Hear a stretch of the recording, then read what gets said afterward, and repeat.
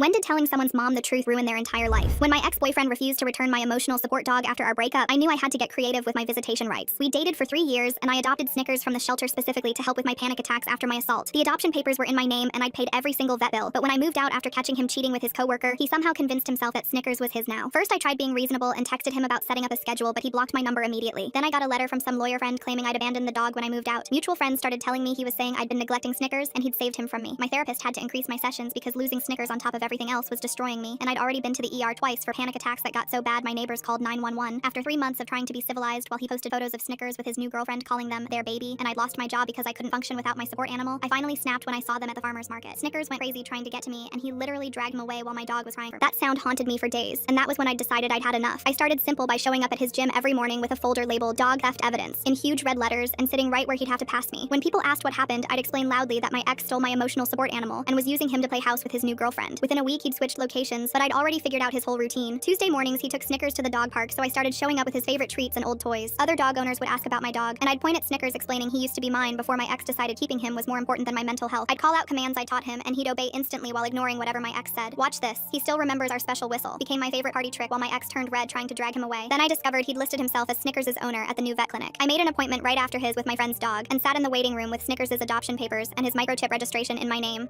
When he came out, I started showing them to the receptionist, asking if they could update their records, since there'd been a misunderstanding about who owned the dog that just left. By week 3, I'd recruited my friend at the pet store where he bought Snickers' food. Every time he came in, she'd ask, "How's your ex-girlfriend's dog doing?" and act confused when he corrected her. "Oh, weird. She told me it was her dog from before you met and you were just watching him temporarily." Week 4, I started showing up at his apartment building's dog relief area whenever his new girlfriend walked Snickers alone. "That's my dog you're walking," I'd say calmly while Snickers went insane trying to get to me. She'd rush back inside, but I could tell she was starting to question his story. Then I dragged his mother into it because she absolutely adored me and had no idea we'd even broken up because he was too scared to tell her I'd caught him cheating. I called her crying about how I missed our Sunday dinners and especially missed bringing Snickers to see her. She immediately invited me over, saying she'd been wondering why her son hadn't brought Snickers by in months. During coffee, I casually mentioned how hard it had been since my ex took Snickers, even though he was my prescribed emotional support animal. His mom nearly dropped her cup when I showed her the adoption papers and the hospital discharge papers from my panic attack visits. He told me he bought that dog before you even met. She called him immediately, demanding he come over with the dog right now or she'd drive over herself to get him. When he walked in and saw me at the kitchen table, his face went white. His mom didn't let him speak before laying into him about stealing my medical support animal. "You told me she abandoned that dog." His new girlfriend was in the car, and his mom made him bring her inside. The girlfriend's confusion turned to horror when his mom showed her my documentation proving Bo was mine. "He told me his crazy ex was trying to steal his dog," she said, staring at the adoption papers. His mom grabbed Snickers' leash and handed it to me, saying, "I'm so ashamed I raised someone who would do this after everything you've been through, especially knowing you were hospitalized without your support animal." His girlfriend followed me out asking what else he'd lied about, and I showed her screenshots of him telling different people completely different stories about whose dog Snickers was. She had dumped him on the spot and told his entire friend group what he'd done, and his mother said she'd be telling the family at Thanksgiving why he was no longer welcome since he apparently couldn't stop lying. Snickers sleeps pressed against me every night now like he's making sure we never get separated again.